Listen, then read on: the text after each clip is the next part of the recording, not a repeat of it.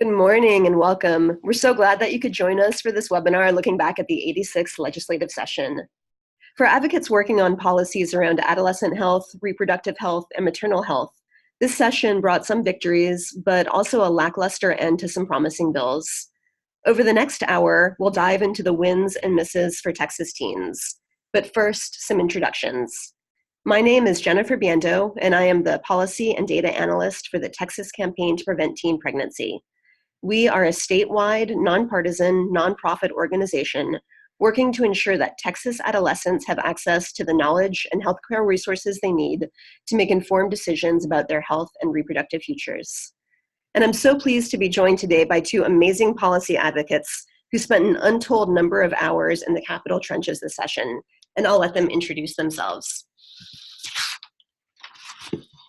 Hi, everybody. Thanks, Jen, for having me here today. My name is Erica Ramirez, and I am the Director of Policy and Advocacy for the Texas Women's Healthcare Coalition.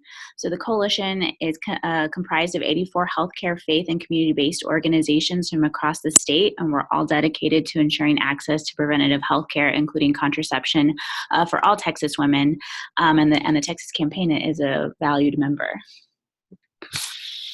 Good morning. Thanks for having me here today. My name is Adriana Kohler. I'm the Senior Health Policy Associate at Texans Care for Children. We are a statewide multi-issue children's advocacy nonprofit. We focus on policy advocacy on behalf of children. We work on a variety of issues, including children's health, foster care issues, juvenile justice and youth justice, children's mental health, and early childhood. And we are also a member of the Texans Women's Healthcare Coalition and happy to partner with these amazing advocates. Thank you. So before we begin, just a few housekeeping items. All participants are muted, but we welcome your participation. So if you have a question for one of the panelists, please submit it using the Q&A function on the bottom of your screen. We will take all questions at the end of the webinar. And we will email a PDF version of the slide deck to all participants after the webinar. And in addition, both the PowerPoint deck and an audio recording of the webinar will be on the website at texascampaign.org under the Events and Training tab. Finally, we rely on data to inform our work and future programming, and we ask that you share your feedback via a very brief survey that we will email to you at the conclusion of the webinar. So let's get started. So ahead of us today, we will set up the landscape by doing a quick recap of healthcare access in Texas with a focus on access for youth and reproductive health. And then we'll look at some of the issues that we saw heading into the legislative session. Then we'll dive deep into a number of different policy priorities and how they fared. We'll end up with some round robin reflection, and then we'll have some time for questions and discussion. So Adriana will lead us through a recap of maternal and child health care in Texas. Fantastic, thank you. So what I'll do is provide a little bit of background on where we stand in Texas relating to healthcare access for kids and teens, and then for women and moms. So first, for Texas kids, there are about 3 million kids in Texas covered through Children's Medicaid or CHIP. Children's Medicaid and CHIP are full scope insurance programs. Medicaid provides contraception for a lot of teens with parental consent. So this is an important program for adolescent care and also preventative health care. Unfortunately, after years of steady improvement, children's health insurance rates got worse for the first time just last year, after a decade of improvement. So we made sure that more and more kids had health insurance, whether it's through their parents' coverage or Medicaid or CHIP. We were making some progress. Unfortunately, last year we went backwards. So about 1 in 10 Texans kids did not have insurance in 2017. That's twice the national average.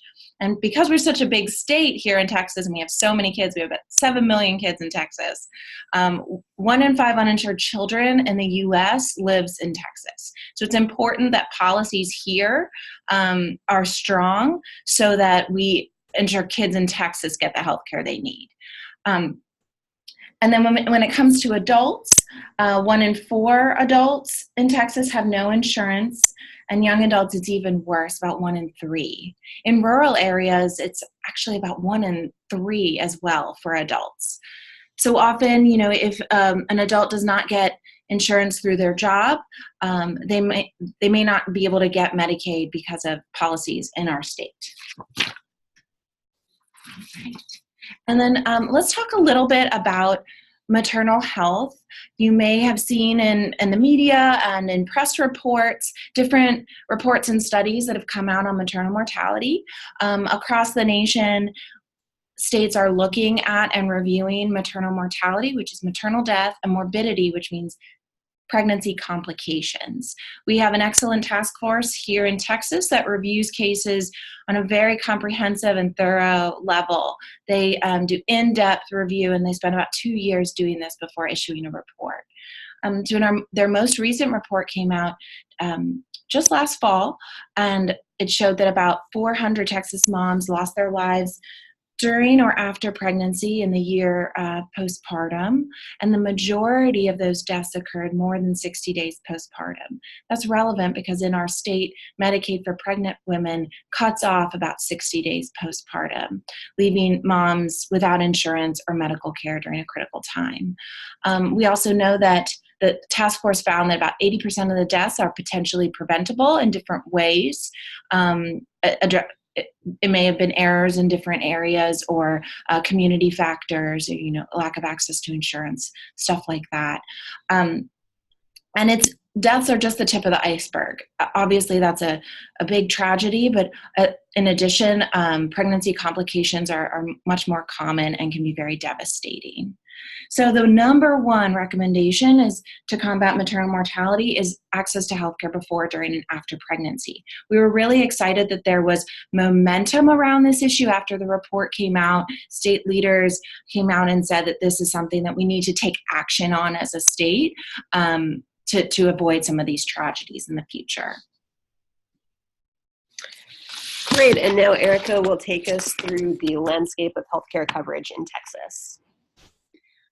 Yes, so this is a lovely chart that kind of gives an overview of all of the potential, programs that one could be covered under Texas. And as you can see, there are a lot of programs. So it's quite complex. So you have the Healthy Texas Women's Program and the Family Planning Program, and then your Medicaid programs.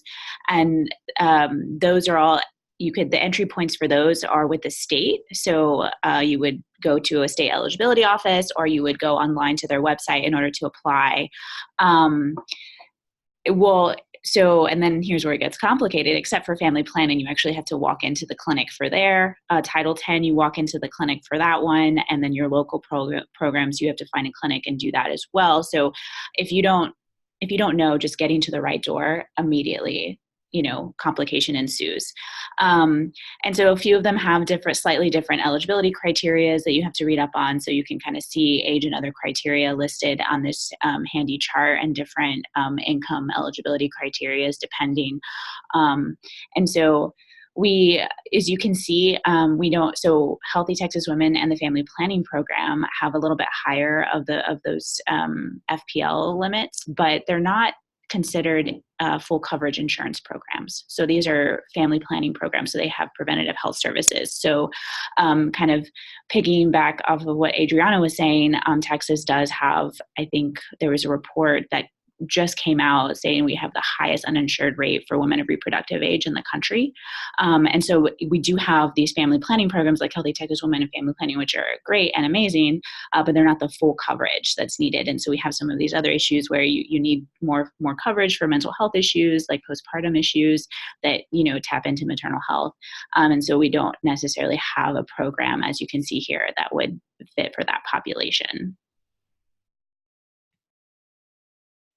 And then just a little background on women's health programs and fundings. So we have here a chart that kind of shows you the trajectory of funding for women's health programs. And so when I say women's health programs, I mean specifically the family planning programs. Like today, they're called Healthy Texas Women and the Family Planning Program. They've had different names in the past, different iterations, but they provide the same set of services for the most part. And so as you can see, there was a big dip.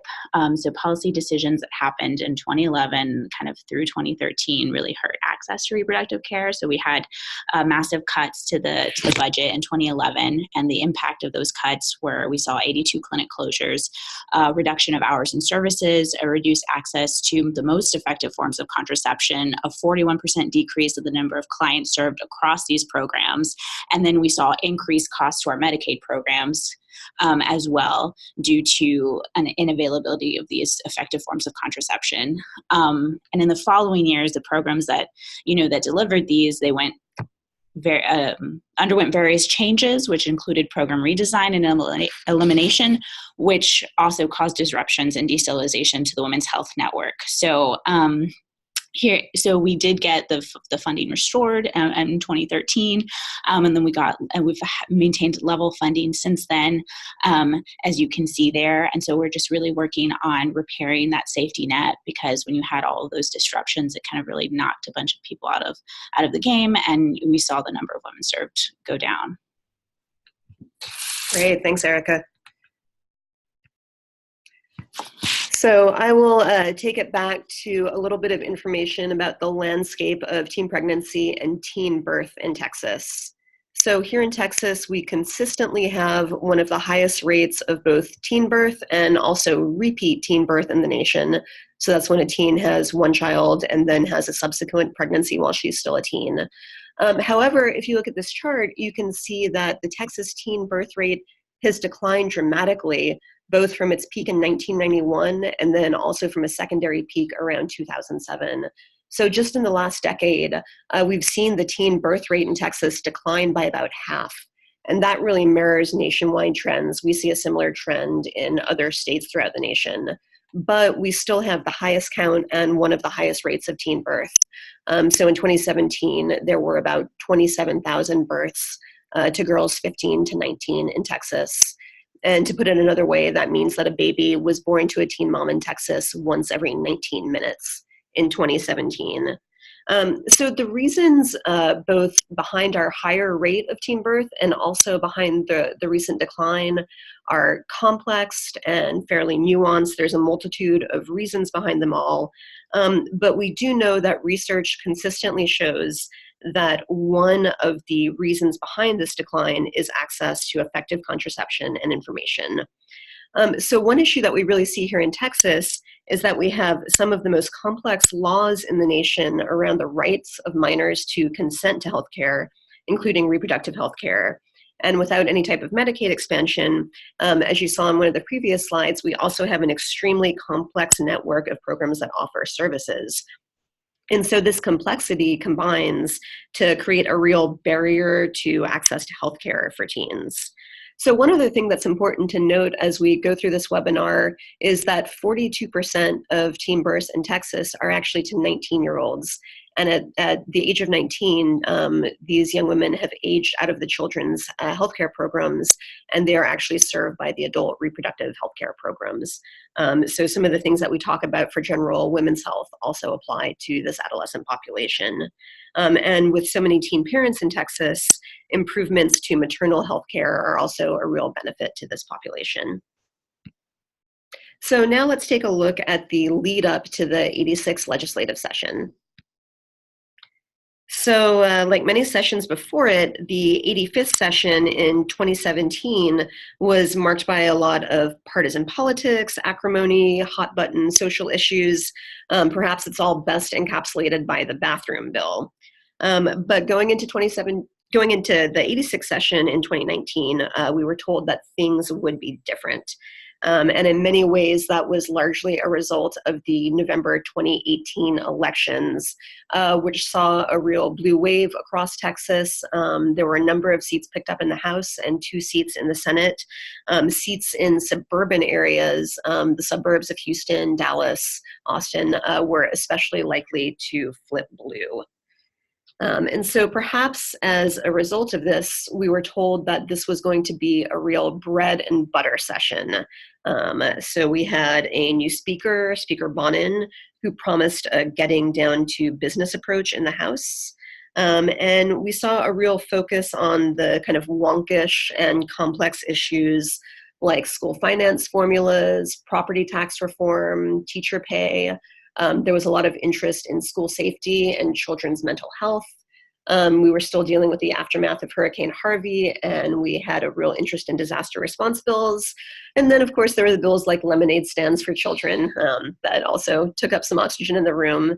And perhaps most importantly of all, in the 87th session in 2021, we will be dealing with redistricting, which promises a real partisan battle. So there was a sense that this was the session to take care of these big, complex policy issues while there was bipartisan energy, which is great, but that also means that there was less oxygen in the room for some of these important healthcare issues. Right, just adding on to that, members knew that the November elections coming up next year are going to be big elections, and they need to prove to their constituents that they can get something done. And that's why they focused on public school finance, school safety, and mental health issues. That's something that their communities want. So they were able to act on some of those promises and make some reforms there. Mm-hmm. Absolutely. Yeah. And I'll just add, so yes, and this is an impressive, list of topics that are all very important and need to be addressed, but you guys will notice healthcare is missing from the list. Mm-hmm. So it wasn't really a priority that we heard going into session a lot, but it was, which is interesting because a lot of people in the past, in the midterm elections, did run with that as part of their platform. So, we'll see what happens in the next election. Right? Absolutely. All right, so let's start diving into some of our specific policy priorities and how they fared. And before we start on this, I would just like to say that our three organizations, though we have slightly different focuses of work, found a tremendous amount of overlap on all of these policy priorities. And all three of us, and also a number of other really amazing analysts and advocates, all worked very hard on these policies. So we'll start with Erica with the budget. Oh, the budget. So this is like the one bill that they have to pass if they don't want to be called back for a special session. So it's always gets a lot of attention, and also it's the money, right? The purse strings. So it did pass HB1, and it was signed by the governor with no line item vetoes, which it's good. At least I'm thinking of my little strategy, my women's health strategy. He didn't line item veto anything in there, which is good. And so, we'll dive into more of the women's health pieces. So strategy D11 is the women's health funding strategy. And so that encompasses Healthy Texas Women, the Family Planning Program, and the Breast and Cervical Cancer Services Program. As well as any administrative, functions for those three programs and supporting them. And so they were all consolidated into one strategy, women's health wise, last session, which is nice because if it's all in one strategy, you can kind of pull for one pot if need shows in one program versus another. And so we did see an increased funding for the women's health program in the strategy. So we got a 22% increase, which is great. That's really great news for us. That was a win for the coalition. So you see it's about a $67.9 million all funds increase from the last biennium spending levels, with a $9.4 million GR fund increase from last biennium spending levels. So based on those numbers, so a large sum of the funds that are slated are federal funds. And those, because the budget assumes that the 1115 waiver, which has been pending since 2017 for Healthy Texas Women, will be approved. That's the assumption made in this budget as it was in the last budget. So they have, I think it's about $109 million of federal funding tied to that waiver that are assumed to be drawn down. So because that's an assumption, it's not a guarantee, but there is the rider, and they did it last time as well, which gives we were a little bit more concerned last session with the federal funds being assumed and tied to the waiver, and the waiver not being approved, what would happen when it wasn't approved. And so they did seek funding from other sources and transfer it over. And then we also saw some of that with a supplemental that was passed that had about $10 million for HTW in the supplemental. And so we're hopeful that if the waiver is not approved, that those funds will be drawn from elsewhere, right? Or there will be a supplemental, and that we'll see this increase that's here. And that's there's a rider that says that. So Rider 75 directs the agency to seek approval to transfer funds from other sources before making any reduction to service levels. So we're happy that rider was maintained and it stays in the budget. We also saw DSHS receive $7 million related to maternal mortality exceptional items, which is very exciting. So that's for the AIM bundles and some, care coordination pilots and work, as also some public awareness campaigns around maternal mortality across the state. And then we also saw some other maintained important riders for women's health. So the Women's Health Savings and Performance Report rider was maintained with the additional data elements that we were able to get last session, as well as a couple new data element additions, which, we always like data, right, guys?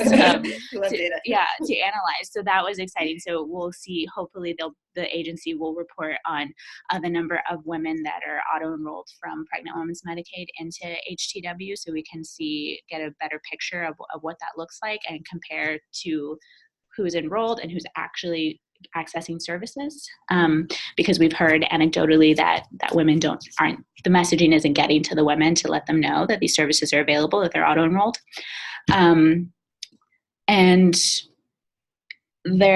So that's exciting. And then there was also another piece of the program. So this is getting a little bit wonky, but as far we are talking about the budget. So the Healthy Texas Women program has a piece of it called the cost reimbursement contract portion of the program. And so we didn't know if that piece was going to go away or not. So this has been in place since 2016 when HTW as it looks today was rolled out. And so this piece allows contracts or the providers that have this contract to assist individuals with enrollment into HTW, educational activities related to HTW, and direct clinical care for them around presumptive eligibility. So So there was a rider that was included that allows the agency to continue this program if they are able to do so without surpassing their allocation. So we don't, because it's flexible, right? It says may. We're not quite sure if they're going to do it or not. So that's something that we'll be monitoring, because we have some clinics in our membership that have really stated how important this piece has been to helping them kind of recover from the cuts and get back and help with infrastructure and keeping the lights on, because these clinics that participate are the ones that you seeing the most women. So that's something we'll continue to monitor. Great. So over the last few sessions, the Texas Women's Healthcare Coalition has taken a real leadership role in advocating for women's health funding in the budget, and we are so appreciative of their work. So Erica, my question for you is, was this budget a win? Can we put this in the win column for reproductive health and women's health? Given the landscape of women's health, and as you saw, the lovely graph that you included a few slides previously, I would say yes, it's definitely a win, because we had the cuts and then we had to just fight to get restored funding. And then we were just, we've had some really tight budget sessions and we're just fingers crossed we don't get any more cuts, and we just maintain. So for us to finally see a session where we get a bump and a 22% increase at that, I think it's definitely a win. So I'm appreciative of all the coalition members coming together and really beating the drum, because it's not just been the work that's this past session, but previous sessions before, really laying the groundwork of how important these programs are. And they do show cost savings, right? So it is really an investment for the state of Texas. Great. All right, so we are going to, and I apologize, we had a disappearing PowerPoint cell, but the 2018 to 19 biennium funding was $284.6 million. Oh, and just one more piece, and we'll talk about it in more depth in a slide when we talk about the bill. But I will say that there's around $15 million that are kind of earmarked, set aside for implementation for SB 750, which looks to add some benefits into HTW specifically to help women with postpartum issues. So out of this pot, what did we say? Yeah, out of the 34.7 million, about 15 are slated for implementation specific to that bill and adding some new benefits to that program. And we'll definitely talk about that new postpartum benefit in just a few slides. And we've got a frozen screen, so we're going to pause the share, but Adriana can go ahead and talk about children's health coverage, and we'll loop back around with the PowerPoint. Sure, yeah. So let's talk about how kids fared and teens fared this session in terms of health coverage. I mentioned before that the child uninsured rate got worse for the first time in about 10 years. And there are many reasons for that, many contributing factors.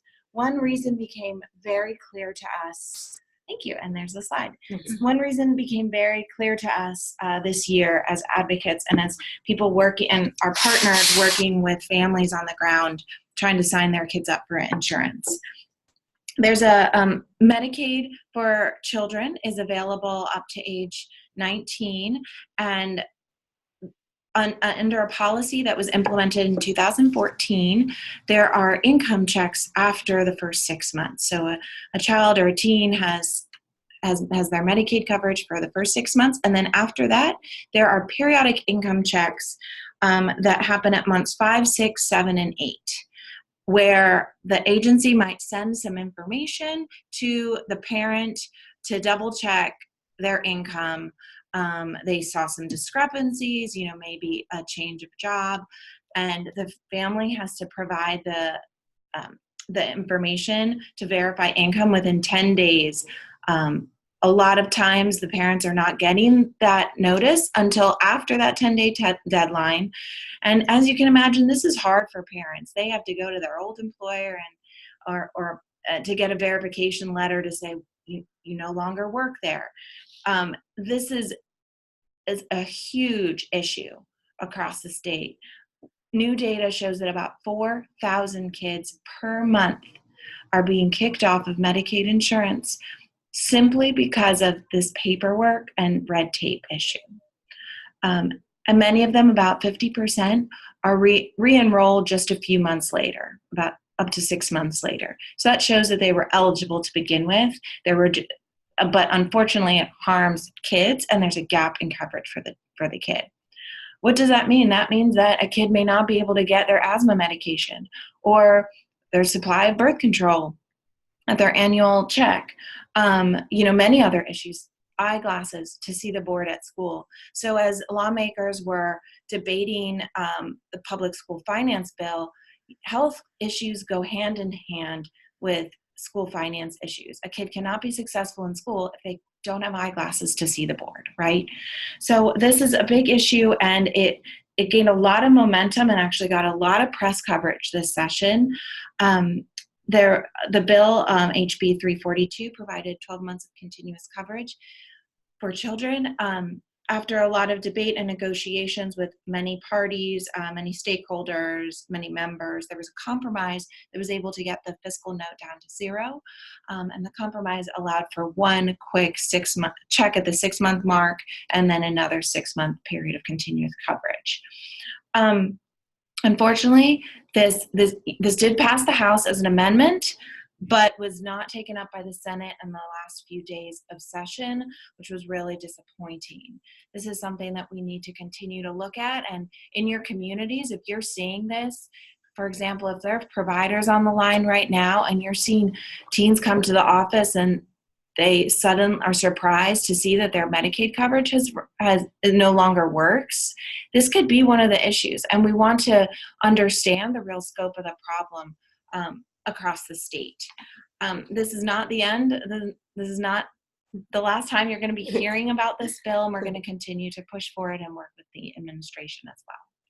And thanks for all your work on this one, Adriana. You know, for anyone who works with children or teens, this is a hugely important piece of policy. All right, so we'll talk a little bit more now about healthcare coverage for youth. So Texas has the distinction of being just one of 2 states in the nation, along with South Dakota, that does not cover contraception in our children's health insurance program. We cover birth control for medical purposes, but not for purposes of pregnancy prevention. And so this is a real issue. So in all of our other healthcare programs that serve children and youth, the youth are allowed to access contraception. So we had a bill filed by Rep. Howard that would have allowed contraception to be covered in CHIP with parental consent. There was some specific language that abortifacients would not be allowed to be covered. And this bill really went further, I think, than anyone expected. It passed the House with bipartisan support and with, I think I can say, some fairly unexpected champions. So one really interesting thing that we saw working on this bill is we actually saw some very conservative offices come out in support of contraception for youth. And, you know, these are often pro-life offices, and we heard them, you know, saying things like preventing unplanned pregnancies prevents abortions. So we were pleased to see some of these members showing support of birth control for youth, because we know that is one of the most important factors in preventing teen pregnancy. But unfortunately, this bill stalled out in the Senate. The House passed the bill, sent it to the Senate, and then it sat there for 2 weeks without being referred to a committee, which is pretty unusual, and which we think shows some lack of support from some of the leadership on the bill. And so it was not given a hearing. But this is another bill that we think is very important, and we plan to keep on chipping away at this, and we were so happy with the support that we got for it in the House.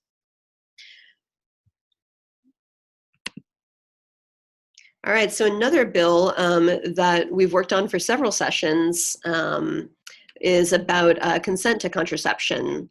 So like we mentioned previously, Texas has one of the highest rates of repeat teen birth in the nation. In 2016, we had the highest rate. In 2017, we had the 4th highest. So almost 1 in 5 births to teens are not the teen's first birth. They're a second birth order or higher. So it seems like it would be very common sense to allow teen mothers to provide their own consent to contraception, but Texas does not do this. And, you know, it really seems common sense, I think, because in our society, we have a lot of things that we think of that sort of make a person an adult. So that's things like marriage and military service and parenthood. These are all kind of very grown-up things, and when you do them, you take on adult responsibilities. And so as a matter of fact, we do allow married teens to be their own medical consenters. And if a minor is serving in the military, they're also able to consent to their own health care, but we don't extend this to teen parents. So this bill was passed unanimously out of the House Public Health Committee, which was a win, but it passed a little bit late in session and did not make it to a floor vote. So this is another one we'll work on. So Jen, why do you think it's harder to get support for this bill? As you mentioned, it seems so common sense. It seems so common sense, and you know, we are kind of an outlier here. We know that the vast majority of states, even those that require parental consent for contraception, do allow teen moms to provide their own consent. And you know, I think like a lot of the issues that we work on when we're looking at topics like adolescence and sex, it's, you know, kind of a combustible issue. People can have a real discomfort with it. But unfortunately, we know that one of the biggest risk factors for a future teen pregnancy is a prior teen pregnancy. So I think it's important for people to maybe put that discomfort aside and look at what is best for the youth.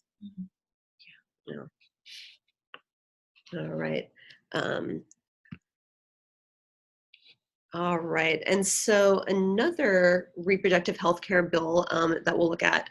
So when young women turn 19, they age out of their CHIP or children's Medicaid coverage in the month of their 19th birthday. So like Erica was mentioning previously, We automatically enroll women from Pregnant Women's Medicaid into this Healthy Texas Women program. And the idea is to provide this seamless continuity of coverage. And so this policy priority would do the same thing for young women aging out of Medicaid or CHIP. It would automatically enroll them into Healthy Texas Women. So this policy was really well queued up. We had a report from HHSC that was required by Ryder last session that did a cost analysis of this policy, and it found almost $60 million in savings over a 5-year period associated with averting unintended births based on this policy. But that savings did assume federal funding, which we don't have yet. So this bill came out with a $7 million fiscal note. It did pass unanimously out of the House Public Health Committee, but was not scheduled for a floor vote. And so we all were working very hard on this, and we looked at some potential compromises. We looked at maybe instead of actually enrolling young women, we could send them a notification letter like we do with women exiting Pregnant Women's Medicaid. Maybe when they get their letter saying that they've aged out of Medicaid, the letter could say, hey, by the way, you're also eligible for this other program. So we're going to keep on working both with the agency and on this as a policy priority to see if we can get something through with this. Mm-hmm. Yeah, when I think through kind of the different steps of advocacy, the different layers, you want to have the data, you want to have momentum, you want to have a public narrative and maybe media coverage. A lot of these factors were in place. We had data from the agency, a trusted source. We had support from members, very little pushback. So it's sometimes this happens in advocacy, things that you think would be not a quick win, but an easier win, become more of an uphill battle because of different reasons. And we'll just have to keep pushing, and this is not the last bite of the apple. We can continue the momentum next session. Of course, it's disappointing, but we will have some lessons learned and continue the momentum. Yeah, definitely. Absolutely. And it's like one of the rare ones where, the agency already has a process in place, so it would be a pretty easy lift for them too from like an administrative cost. And especially with some studies that have come out recently showing that, this population wants access to highly effective contraception. They just don't know about it. They don't know where to go. They don't know programs are available. They don't know that they could be potentially eligible for Healthy Texas Women. So this would just reduce some of those barriers and that red tape. Because I, remember being 19 heading to college, like I wouldn't know where to go either, right? Absolutely. So yeah, like Adriana said, we'll just take up the mantle next time. Absolutely. And so while we're talking about auto enrollment and notification, let's just quickly touch on a couple of other bills that we don't have a slide for. We had a bill by Powell and a bill by Nyave looking at notification and provider database. Erica, do you want to quickly touch on those? Yeah. So the Powell bill actually passed and was signed by the governor. And so what that bill does is, we've been talking about the auto enrollment process. So today, when women are done with their Medicaid coverage at 2 months postpartum, they're automatically enrolled if they're eligible into Healthy Texas Women. But we've been hearing on the ground as we do our community engagement events across the state from providers didn't know that this was a thing and was happening. And they weren't seeing women come in that knew that this was happening. So women were being enrolled, but not necessarily knowing that they could access services, so therefore not accessing services. And so what this bill does is women today do get a letter notifying them that their Medicaid coverage for pregnant women is up and that they are eligible for Healthy Texas Women. And so this bill adds more information into that notice. So it gives them more information about what is Healthy Texas Women and what are the benefits that they can access through that program, and like who are the providers in their geographic area that are Healthy Texas Women providers that they could go to. And it also directs the agency to examine is when the notice goes when the notice goes out, is that the best time to send that notice? Because it happens during the postpartum period, which can be very chaotic. There's a lot going on. Mm-hmm. You know, are I women don't know checking about you, but I don't think I opened all of my mail when I was 6 weeks postpartum. Right, exactly. You know, I'm sure it sits there for a while, maybe gets recycled accidentally, right? So it does a lot of great things, and we're excited that that made it through, and we'll be seeing how we can be helpful to the agency and like making sure that gets implemented in a way that it benefits most women. And then there was also a bill by Representative Nieve who, so if you go to healthytexaswomen.org, there is a provider lookup database. You can type in, you know, which program you want to look for providers, where you are, and it comes up with a list of providers in your area. Sounds really convenient and great, right? Well, we found that there are a lot of inaccuracies in that database, and it's not just a problem for Healthy Texas Women and the Family Planning Program. It's true for Medicaid. It's true for, you know, other programs. It's hard to keep those databases updated with. It's true for private insurance programs, even, right? Exactly, yeah. Right. You know, who is still, you know, taking these programs, who has openings for, you know, clients to still come in, and just who's still in the same service area, because sometimes they use like the billing address, which is the main office, which might be in one location, but that's not actually true if you're looking for provider in a different location, right? So it causes a lot of confusion. And so the bill that Representative Neva put forward would direct the agency to do like reviews every so often, to review the database, make sure it's accurate, and just kind of help make sure that women are able to access accurate information. So that did not pass, but we've had conversations with the agency, and they realized and acknowledged that it could be better. And so it's hopeful, I think, that we'll be able to work with them in the interim and do some stuff maybe outside of legislation. So, yes. You know, yeah. TBD on that. Mm-hmm. Wonderful. All right, so now Adriana is going to take us through some bills impacting maternal health care. I'm going to talk about some of these bills, but, you know, to set the stage, overall, there were limited steps taken, bills that passed on maternal health. However, limited measures were done, which I can go into. Nothing was done to address the uninsured rate amongst low-income women and moms. So that is something that's not changing. However, some of these limited measures may address and improve access to care in different ways. The first, and you may have seen press coverage about this, there were many bills to extend Medicaid coverage to 1 year postpartum, going from 60 days after the birth of a baby to about a year. The main reason for that is the majority of maternal deaths and morbidity, pregnancy complication issues are happening after pregnancy, and that's when moms are losing Medicaid coverage. Healthy Texas Women provides some services, family planning, some medications and screenings for diabetes and hypertension, postpartum depression. It's not full scope insurance.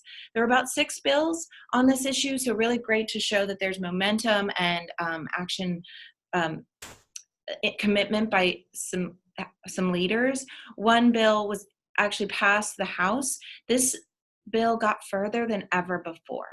Of course, I'm very disappointed that it did not get across the finish line, but I think we need to recognize it did get further than before. This would implement the #1 recommendation of the task force. One thing I want to note is in the hearings for these bills, there were still a lot of questions from lawmakers that work on health. They were unclear that Medicaid cut off 2 months postpartum. They didn't know what was covered and what was not covered in Healthy Texas Women. We still have a lot of education to do to ensure that leaders on these committees making decisions understand where the gaps are and what policies are needed to improve health for new moms. And so one thing that's really interesting with this bill, and I think we saw this as health advocates over and over again, is our bills went a lot further in the House than they did in the Senate. We saw this on multiple bills. Do you have any thoughts on that? I think some of it may have to do with elections. You know, the House members may feel some of them won by 51% and maybe feeling a little bit of that they need to take some votes and take some action on healthcare. In the Senate, again, we got 31 members, not too many members in the Texas Senate, and a lot of them are in safe seats. So they may not feel that pressure to take action on healthcare issues. Also, I think that they're more conservative on the budget. That of course, extending Medicaid coverage costs money in the short term, even though it reduces costs in the long term. So I think there's more hesitancy in the Senate to take action on a bill that would cost the state budget. Mm-hmm. And I'll go quickly through these too. So I mentioned there were some limited measures taken on maternal health. One bill, SB 750, that passed and was signed by the governor, it directs the agency to develop a limited postpartum package in healthy Texas women. This is something we've got to keep an eye on during the interim, and I think that stakeholders should really get involved and stay engaged. There's $50 million for this, and we want to ensure that the services that are identified for this postpartum package actually meet the needs of women and new moms. Also, HB 1111, this has a lot of different provisions in it. It passed as an amendment to another bill. It includes some telehealth pilots for new moms, care coordination pilots, maternity care coordination pilots for moms that have high-risk pregnancies. Some really good pilot programs, and there's money appropriated to do some of this work.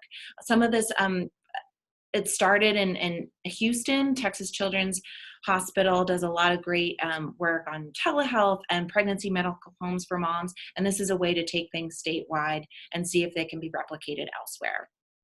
And then finally, medical transportation was a small but needed victory. Over the years, we've heard so many stories that moms want to get to their appointments, but the medical transportation program won't let them travel with their other kids. This isn't an issue for kids in Medicaid because they can always travel with their parent. They have to go with a guardian. When it comes to a mom, an adult mom, they want to take their kids with them. They've got a newborn, and unfortunately, because of rules, they have not been able to. This is a pilot program that will start in one region and expand to different regions to ensure that moms can travel with their kids to appointments and get to prenatal and postpartum care. It also allows for, coupled with another bill, we will see the medical transportation program significantly transforming in the future, and ride sharing will be added to the transportation program. Great. So I'll look quickly at some sex education bills, and I should note that Erica wears two hats. She also works for Healthy Futures of Texas, which works on a sex education curriculum as well. So we worked closely on some of these bills. So every session, we see bills that try to improve the provision of sex education in Texas. And in many sessions that I've been observing these bills, I've never seen one of these get a hearing.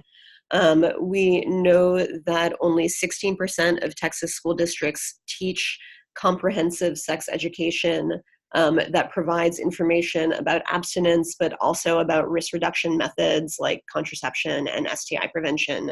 And at the Texas campaign, we believe that this information is so critical for ensuring the health of youth. So we always prefer advocating for positive bills. But we do also find ourselves in the position where we have to work against bills that we think would not be in the best interest of youth. And so we saw that with Senate Bill 748 this session. So this is a bill that was posited as improving transparency in sex education, but across various iterations of the bill, what it actually would have done was thrown some pretty substantial barriers in front of school districts and school health advisory councils that were trying to implement sex ed policies. So it would have made SHACs, which are basically parent-run volunteer groups, subject to all open meetings and open records laws, which are very burdensome. It had some provisions about releasing and actually giving out full copies of curriculum, which we're very concerned would put school districts in violation of copyright laws. So this bill did pass the Senate, and it was actually proposed as an amendment to a House bill that was already through the House, but was not taken up. So we tried to spread the message that though this bill seemed like it was about transparency, in our opinion, really, it was more about red tape and would hurt school districts. Erica, do you have anything that you'd like to add to that? Yeah, I mean, so, Healthy Futures of Texas, we actually have our own curriculum called Big Decisions. And so, it would impact our organization, and our founder and writer of the curriculum of having to, send out copies. I mean, these books can be large, and like making that available would have impact, the credibility and ability to kind of like make sure it's like being, not being given out and, you know, people then like used by people that aren't being trained, because it's just like out in the world, you know what I mean? So like that copyright law, so that would have really impacted us. And I think, I'm glad that we didn't see it tacked on, because I think we made a good tag team of like a little defense. And I think Shaq's, we've heard anecdotally that it's kind of hard to get parents to participate in some school districts. There's a lot of participation. So if you add more burdensome to a volunteer organization, we're just not going to see that participation. And I want to add that, we have a lot of polling on the provision of sex ed, and through poll after poll, we really see that parents support the provision of sexual health education. This is something that Texas parents want. And we heard some dialogue in the Senate hearing that, frankly, was pretty alarming. We heard that sex education was a ploy to get kids pregnant, to increase the abortion pipeline, some things like that. So I think we have some more education and messaging that we need to do to kind of express parents' desire for sex ed in Texas. And so one last bill that I'll go through quickly, and this one we have to get a little bit in the weeds to explain, but it's something that really hurts Texas youth. So I want to take a moment on this. So you may have heard of the Romeo and Juliet provision. So that says that if two youth who are within 3 years of age of each other are in a sexual relationship, that does not qualify as sexual assault of a child, or what's commonly known as statutory rape. We know that if two kids are in high school together, even if one is a little bit older than the other, that still is kind of within what society thinks is appropriate for relationships. But in Texas, we only allow this to apply to opposite sex couples. We exclude same-sex couples from this provision. So I think a lot of people think that this is one of those archaic laws that's on the book, like you can't walk your armadillo down the street in Edinburgh on a Sunday with your hat on, right? Because nobody is ever prosecuted that would have been protected under the opposite sex provision. But the way that this law impacts kids is that any health clinic that contracts with the state agency is required to follow all child abuse reporting laws. And they're audited on this, and they take it very seriously. So that means that an LGBTQ youth who maybe is 16 years old and in a consensual relationship, if they go and they disclose that relationship to their healthcare provider, and they're at a publicly funded clinic that serves low-income youth, that provider is actually legally obligated under civil and criminal and regulatory penalties to pick up the phone and call CPS on that child. And it's just heartbreaking. It can create a real chilling factor in access to care. And many people don't know that youth who identify as LGBTQ actually have higher rates of teen pregnancy. So this bill actually was voted out of committee and was scheduled for a House vote, and further than it's ever been before. But it was kind of suddenly referred back to committee, which is pretty unusual. So that was a big disappointment.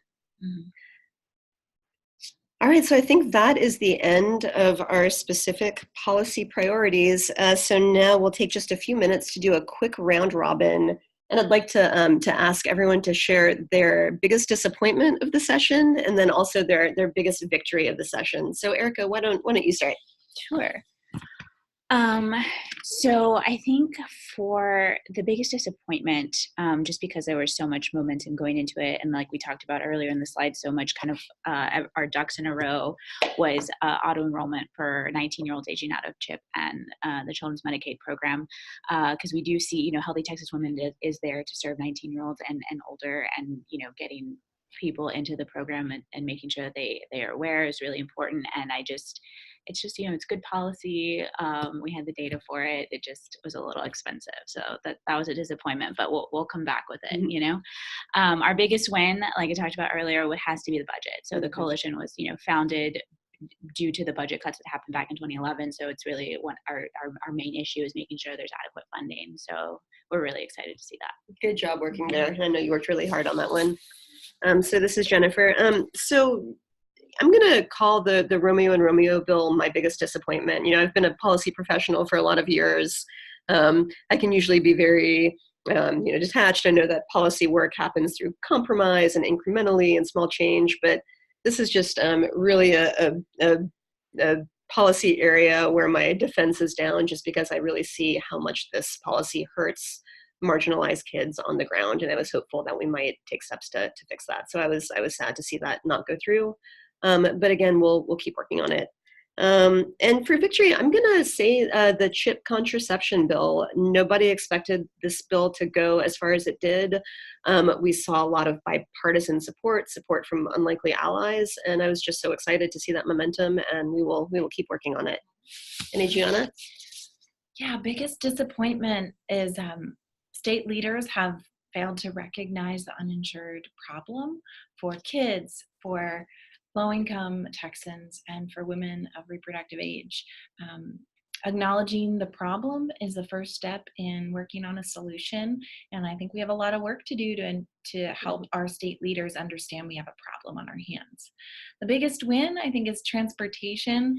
People have been saying that this issue for moms to travel with their kids has been happening since the 90s, and it's been really hard to figure out a policy fix. And I think with bipartisan support and negotiation between different stakeholders, we're able to fix this issue for a lot of new moms. Great. So we have just about 5 minutes for questions that we'll start to take. And I just want to say a word about the photo. We spent a lot of time in the trenches together this session, and that was taken at one of our long late nights in the Capitol. So let's see. We're going to check the chat box and see if some questions have come in. Mm-hmm.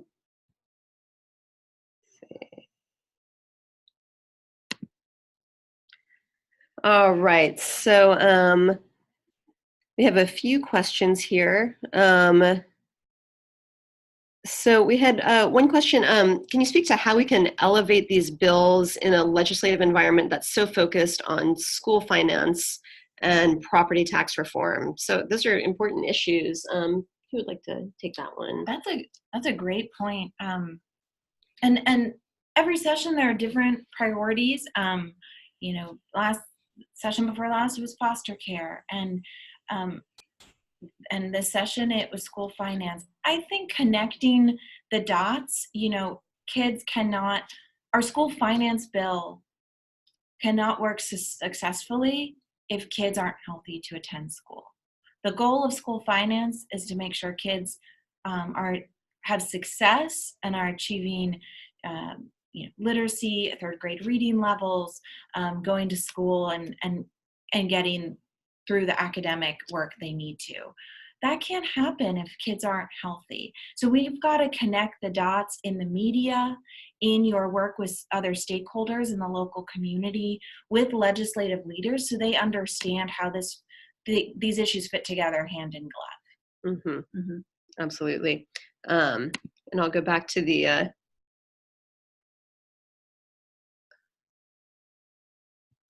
right. And I think, I was just going to say, so I think that's very true, is connecting the dots, because all of these issues are interconnected, and making sure that we have healthy, safe, educated communities, but also finding champions in the legislative members, right? Like, is really crucial to getting the message across, which I think we were able to do really well, and had some members that really went out. I know for women's health, Representative Sarah Davis is always a big champion, very concerned, and will go to bat for those issues. And I think, for me, I'm a data analyst, so it kind of pains me to say this, but one phrase that I try and repeat to myself over and over is data doesn't change minds, stories change minds. So we can put all the bar charts and data points out there in the world, but if we're not able to really share the stories of how these policies impact real kids on the ground, we won't make very much headway. And so we have, I think, just time for one more question. We've got 1 minute left. And so one of the other questions was, what can we all do in the interim to keep these policies moving forward in preparation for the next legislative session? Mm-hmm. So, as the coalition is concerned, we have our full coalition meetings where we continue to stay connected to providers on the ground to see how these programs and how provisions that passed will be implemented. Because legislation is one thing, but then how it actually gets implemented in practice and whether it does or not is a whole other deal. So we'll be definitely monitoring that. So if anyone's interested in learning about those, you can, sign up for our newsletter on our website and attend some of our meetings. We have call-in numbers if you're not located in Austin, where most of our meetings are, but we try to get out to other areas, so we might be coming somewhere near you. And then, we have new leadership at the agency. Kelly Garcia is over the Women's Health Program. So we're going to really focus on building that relationship and trying to create some forums where we can really provide input on some of these provisions. Yeah, I agree. Staying engaged on implementation is so critical. This session, we saw some changes, policy changes. Last session, there wasn't too much to change the Healthy Texas Women Program or some of the women's health programs. So it's important to stay engaged during the next 18 months. Also, in your local communities, as Jen mentioned, stories are so helpful. And there are ways you can do that. You can write a letter to the editor, an op-ed in your local paper, find an issue and maybe talk to a reporter in your local area. It could be radio, it could be TV, it could be local press, and get those stories in the paper. Show how this impacts your community, whether it's teen pregnancy rate or access to women's health services. Tell those stories, and that kind of groundswell from the local communities, those things get to members more than you probably think. Mm-hmm. Those local papers get read by the members, and that's something. Those stories kind of add up going into next session. Mm-hmm. Well, we're at time, so everyone, thank you so much for joining us this morning. And just a reminder, the slides and the recording of the webinar will be up on the Texas campaign website tomorrow. And please take the very brief evaluation that we'll be sending out later today. Thank you so much all for joining us.